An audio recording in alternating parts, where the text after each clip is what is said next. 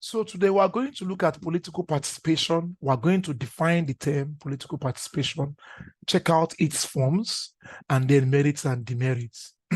So politics, participation in politics, right?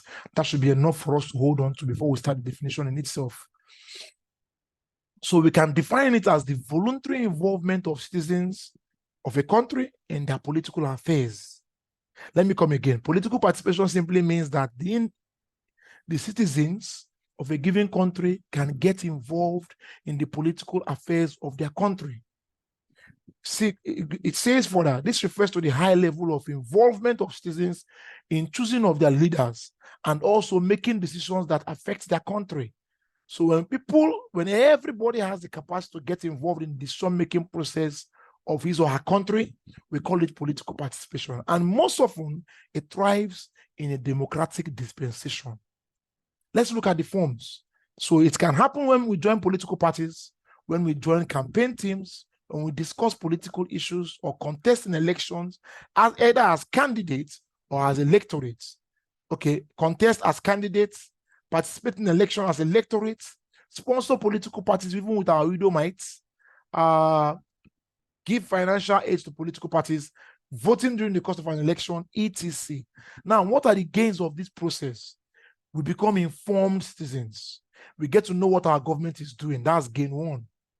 So it builds public confidence in the work of the government. People believe in the government, right? We get to appreciate our government and get to participate more. So confidence is built. The government has legitimacy. That means it gives the government public support, what we call legitimacy. That means the government has the backing of the people. And when we get to this point, it takes us to the next point. It ensures political stability, and it reduces the amount of coercion even the government can employ in governing the affairs of the state, because people are willing, remember the key word, voluntary. People are willing to participate in governance and political activities. Now, what are the factors affecting political participation?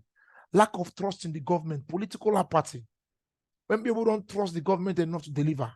When there is fear of intimidation, the government can employ security agencies to intimidate its citizens. When there is apathy, lack of interest, people are no longer interested. Whatever happens, let it happen. We don't care, right? There may be reasons for this kind of apathy. There may be reasons. It doesn't happen just like that. Ignorance and illiteracy. When you don't know, when you don't even know what the law says, it can affect your capacity to participate in governance. Frequent military intervention, military coups on the rise, happening every 4 years. So you're telling to go and vote. You say, what am I voting for? When I'll vote now in 2 years now, the minute army will come in and clear everybody, will begin afresh again. So let's just let things be. So frequent military intervention can make people lose their faith, lose their belief in the government or in the system, right? So I'm going to rest my case here. Remember, we looked at political participation. We saw forms in which it can be manifested. We saw its merits and demerits.